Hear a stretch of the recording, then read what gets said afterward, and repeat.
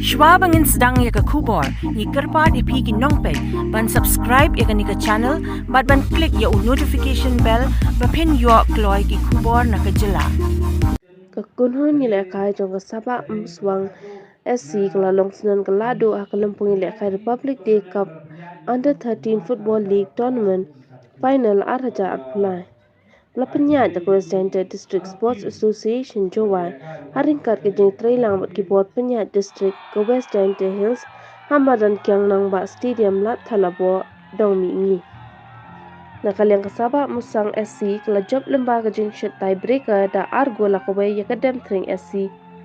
Haba phai ke jingïakhun naduh basdang kalong ke bayak haj bahan namar hadu ke bakut jong ke por jingïakhun kilane marshi gol. Haka ni ke Lyngpung ya kena man of the match layo du Riskhemki Bang ke Sabah Muswang SC. Top scorer layo du Given Son Suting bola tap hadu kadway gol na ke Demthring. Best goalkeeper du Samkor Ryngkhlem ke Demthring SC kadway kenam player of the tournament layo du Given Son Suting na Demthring SC.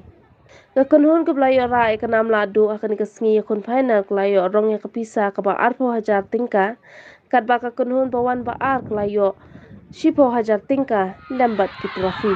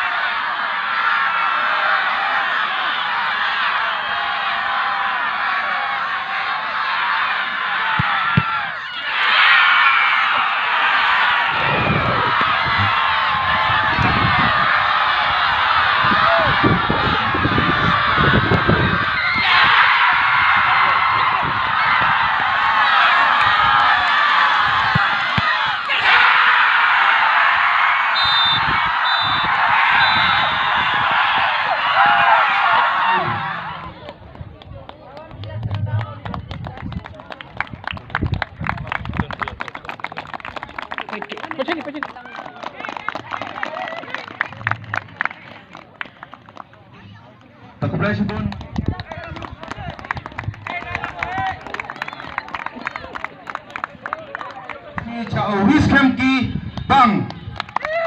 Riskhemki Bang yang Sabah Muswang. Depan normal dari Sakti yang Demthring. Purwanas Bang no.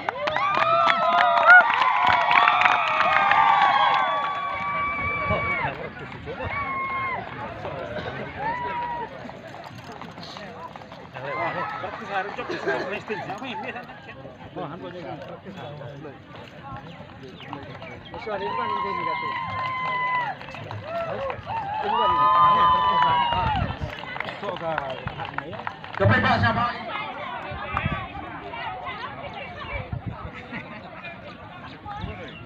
Bebas yang tak Sabah Muswang.